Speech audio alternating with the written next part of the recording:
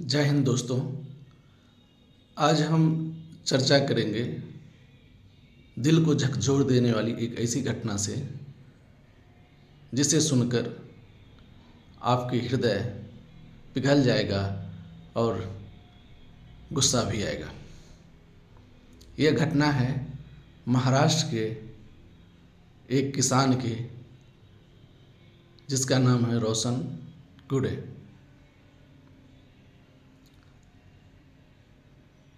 वो सूदखोरी और वसूली के जाल में इस तरह फंसा कि 1 लाख रुपए का सूदखोरों ने 74 लाख रुपए बना दिए। उस कर्ज को चुकाने के लिए उसने अपनी ज़मीन, ट्रैक्टर, मोटरसाइकिल, गहने सब बेच दिए, लेकिन कर्ज नहीं उतरा। फिर वही साहूकार ने उसे एक आइडिया दिया कि तुम किडनी बेच लो, इससे कुछ कर्ज और उतर जाएंगे। और दोस्तों, आश्चर्य की बात है, उसे किडनी बेचने के लिए कंबोडिया भेजा गया और वहाँ जाने के बाद वो अपना किडनी बेचा और उसे सिर्फ 8 लाख रुपए मिले, और इधर जो साहूकार था उनका 74 लाख रुपए था। अब आप सोचेंगे, जो हमारे देश के किसान आत्महत्या क्यों कर रहे हैं? हमारी सरकार की नाकामी की वजह से। हमारी सरकार कोई ठोस कदम किसानों के लिए नहीं उठा रहे हैं।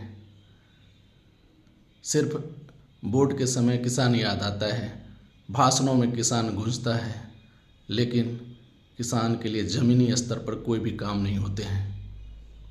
3-3 महीने, 6-6 महीने इंतज़ार के बाद फसल कटता है, और कहीं इस बीच में कोई प्राकृतिक आपदा आ गया तो उनका फसल बर्बाद हो जाता है। फसल बर्बाद का मतलब किसान बर्बाद।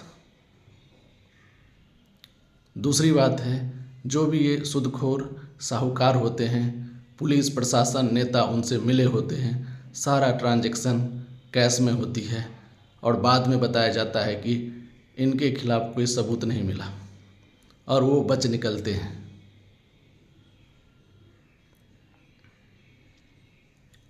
किसी अनजान जगह पे कोई आदमी नशा जैसे गांजा का पता कर लेता है, लेकिन उसी एरिया में पुलिस थाने को या पुलिस को पता नहीं होती कि गांजा कहाँ मिल रहा है।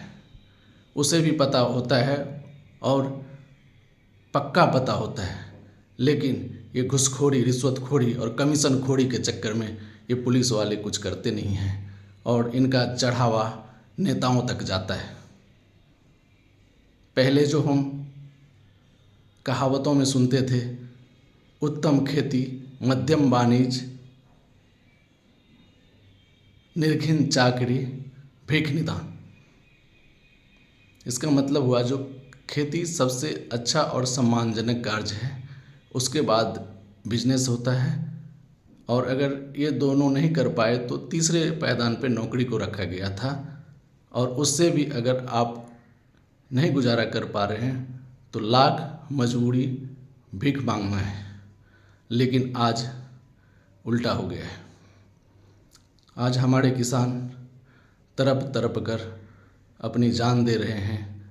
हजारों किसान साल में अभी भी सुसाइड कर रहे हैं, अभी भी वो मौत को गले लगा रहे हैं, उनका परिवार बिखर रहा है, लेकिन सुनने वाला कोई नहीं है।